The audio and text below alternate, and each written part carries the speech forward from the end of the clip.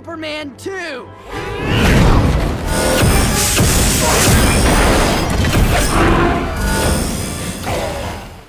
तो हेलो दोस्तों, आज हम Batman and Superman battle of the super son movie को एक्सप्लेन करेंगे, जिसमें हम देखेंगे कि किस प्रकार जब बैटमैन और सुपरमैन के साथ ही जस्टिस लीग के पूरे मेंबर एलियन स्टारफिश के गुलाम बनकर अर्थ के लोगों को मारना चाहते हैं, तो किस प्रकार बैटमैन और सुपरमैन के बेटे यानी कि रॉबिन और जोनाथन अपने डैड के साथ ही पूरी दुनिया को बचाते हैं। तो वीडियो काफी ज्यादा इंटरेस्टिंग होने वाली है, इसलिए बने रहिए अंत तक। कहानी की शुरुआत में हम क्रिप्टॉन ग्रह को देखते हैं, जो जल्द ही डिस्ट्रॉय होने वाला होता है। इसलिए सुपरमैन के मॉम डैड सुपरमैन को स्पेसशिप में बिठाकर अर्थ की तरफ भेज देते हैं और खुद प्लेनेट डिस्ट्रॉय होने के साथ ही मारे जाते हैं।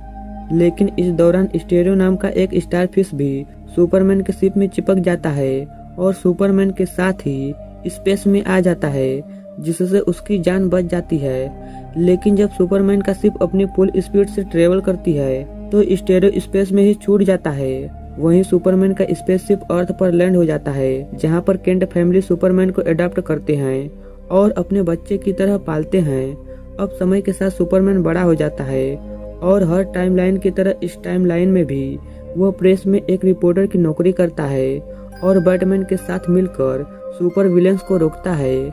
कुछ समय बाद सुपरमैन के मॉम डैड मारे जाते हैं, जिससे सुपरमैन बहुत दुखी होता है। अब क्योंकि सुपरमैन लुइस से प्यार करता था तो वो उससे शादी करता है, जिसके बाद सुपरमैन का एक बेटा होता है, जिसका नाम वो जोनाथन रखता है। जोनाथन जब बड़ा हो जाता है तो वो अपने मॉम डैड से काफी गुस्सा होता है, क्योंकि लुइस और सुपरमैन अधिकतर समय अपने काम में ही बिजी रहते थे, जिससे जोनाथन खुद को अकेला फील करता था।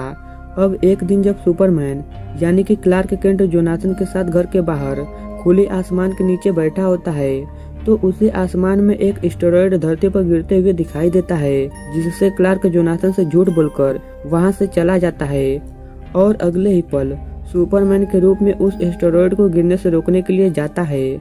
लेकिन जब वो उसके पास पहुंचता है तो उसे पता चलता है कि वो कोई एस्टेरॉयड नहीं बल्कि जस्टिस लीग का वॉच टावर था। इसके बाद सुपरमैन वॉच टावर को वापस से स्पेस में ले आता है, जहां पर वॉच टावर के अंदर मौजूद ग्रीन एरो सुपरमैन को बताता है कि वॉच टावर किसी बड़ी सी चीज से टकराकर नीचे गिरने लगा था। इसके बाद सुपरमैन वॉच टावर को रिपेयर करके वापस चला आता है। अब ग्रीन एरो को वॉच टावर में किसी और के होने का एहसास होता है और जब वो उस तरफ जाता है तो कोई चीज तेजी से ग्रीन एरो की तरफ बढ़ती है, जिसके बाद ये सीन यहीं पर कट जाता है। अगले सीन में हम जोनाथन को देखते हैं, जो अपने स्कूल में बेसबॉल मैच खेल रहा होता है, लेकिन क्लार्क के ना आने की वजह से वो काफी ज्यादा दुखी था और मैच में अच्छा परफॉर्म नहीं कर पाता है, जिसकी वजह से जोनाथन की टीम हार जाती है। घर आने पर जोनाथन अपने डैड पर बहुत गुस्सा होता है और जब क्लार्क घर वापस आता है तो वो जोनाथन से मैच में न आने के लिए सॉरी बोलता है, लेकिन इसका कोई भी फायदा नहीं होता है और जोनाथन गुस्से में घर से बाहर भागने लगता है, जिसके दौरान जोनाथन के आंखों से हीट विजन निकल जाती है, जिससे जोनाथन पूरी तरह से डर जाता है और वापस आ जाता है। दरअसल जोनाथन को नहीं पता था कि उसके डैड सुपरमैन है, जिसकी वजह से उसे ये पावर मिली है। क्लार्क जब जोनाथन को परेशान देखता है तो वो जोनाथन को अपनी सच्चाई बता देता है कि मैं ही सुपरमैन हूँ, जिसकी वजह से तुम्हें भी मेरी तरह पावर मिली है। क्लार्क की बात सुनकर जोनाथन बहुत खुश होता है, क्योंकि अब उसके पास भी सुपर पावर थी। अब क्योंकि उस दिन जोनाथन का बर्थडे था, इसलिए क्लार्क जोनाथन को बर्थडे विश करने के लिए उसे अपनी पीठ पर बिठाकर घुमाने के लिए निकल पड़ता है, जिससे जोनाथन बहुत खुश होता है और खूब एंजॉय करता है। अब सुपरमैन उड़ते उड़ते गौथम सिटी में पहुंच जाता है, जहां पर वो देखता है कि बैटमैन गौथम सिटी के विलेन पेंगुइन से लड़ रहा था और वो पेंगुइन के साथ उसके सभी साथियों को हराकर पुलिस के हवाले कर देता है। इसके बाद सुपरमैन जोनाथन के साथ बैटमैन से मिलता है और बैटमैन को अपने बेटे जोनाथन से मिलवाता है। इसके बाद ये लोग बैट केव में आ जाते हैं, जहाँ पर बैटमैन का बेटा रॉबिन भी होता है, लेकिन वो जोनाथन से मिलकर बिल्कुल भी खुश नहीं होता है और मौका मिलते ही रॉबिन जोनाथन को खाई में धक्का दे देता है। लेकिन समय रहते ही सुपरमैन जोनाथन को बचा लेता है। बैटमैन रॉबिन के इस हरकत से बहुत गुस्सा होता है और रॉबिन को इसके लिए डांटता है। अब सुपरमैन बैटमैन से कहता है कि हमें एक बार वॉच टावर जाकर देख लेना चाहिए कि वहाँ पर क्या चल रहा है। जिसके बाद वो जोनाथन को घर पर ड्रॉप करके बैटमैन के साथ वॉच टावर की तरफ निकल पड़ता है। वॉच टावर पहुँचने पर बैटमैन और सुपरमैन को मार्शियन मैन हंटर मिलता है, जो काफी बदला बदला सा लग रहा था। और अगले ही पल मार्शियन मैन हंटर के मुंह के अंदर से एक स्टारफिश बाहर निकलती है, जो बैटमैन और सुपरमैन के ऊपर हमला करके उन्हें अपने कंट्रोल में ले लेती है। अगले सीन में हम जोनाथन को देखते हैं, जिसे उसके स्कूल का एक लड़का बुली कर रहा होता है। लेकिन अब क्योंकि जोनाथन को अपने सुपर पावर के बारे में पता चल गया था, इसलिए वो उस लड़के से नहीं डरता है, बल्कि उसकी अच्छे से पिटाई कर देता है। इसके बाद हम रॉबिन को देखते हैं, जो बैट केव में बैठा हुआ था कि तभी वहाँ पर बैटमैन आ जाता है, जो अब एलियन स्टारफिश के कंट्रोल में था। और एलियन स्टारफिश रॉबिन को भी अपने कंट्रोल में करने की कोशिश करती है, लेकिन रॉबिन उससे बच जाता है। जिसके बाद बैटमैन और रॉबिन के बीच में एक खतरनाक फाइट होना शुरू हो जाती है। लेकिन रॉबिन बैटमैन के सामने ज्यादा देर तक टिक नहीं पाता है और बैटमैन रॉबिन को खाई में फेंक कर वहां से चला जाता है। लेकिन रॉबिन किसी तरह अपने गैजेट की मदद से खाई में गिरने से बच जाता है। और जब वो बैटमैन का कंप्यूटर चेक करता है तो उसे पता चलता है कि बैटमैन के साथ ही जस्टिस लीग के मेंबर और बाकी के सभी सुपर हीरो इन्फेक्टेड हो चुके हैं। लेकिन जोनाथन अभी भी बचा होता है। जिसके बाद रॉबिन जोनाथन को बचाने का डिसाइड करता है। अब रॉबिन जोनाथन के स्कूल में पहुंच जाता है, जहां पर वो जोनाथन से मिलकर सारी बातें बताता है और जोनाथन से कहता है कि सबसे पहले हमें अपने डैड को बचाना होगा। लेकिन इससे पहले कि जोनाथन और रॉबिन वहां से निकलते, लुइस इन्हें देख लेती है, जो इन्हें मारने के लिए इनका पीछा करने लगती है, क्योंकि वो भी एलियन स्टारफिश के कंट्रोल में थी। रॉबिन जोनाथन के साथ किसी तरह अपने शिप में बैठकर वहां से भागने लगता है। और जब लुइस रॉबिन के शिप को तोड़ने की कोशिश करती है तो वो उसे तालाब में गिराकर वहां से निकल जाता है। अब लुइस जब तालाब से बाहर निकलती है तो स्टारफिश भी उसकी बॉडी से बाहर आ जाती है, जिसकी वजह से लुइस अपने होश में आ जाती है। वहीं दूसरी तरफ हम रॉबिन को देखते हैं, जिसने फाइट के दौरान स्टारफिश के बॉडी का एक पार्ट काट लिया था। जिसके बाद वो दोनों एलियन स्टारफिश के वीकनेस के बारे में पता लगाने के लिए फोर्ट्रेस ऑफ सॉलिट्यूड में आ जाते हैं। लेकिन यहाँ पर सुपरमैन का पेट डॉग क्रिप्टो जोनाथन और रॉबिन पर हमला करना शुरू कर देता है।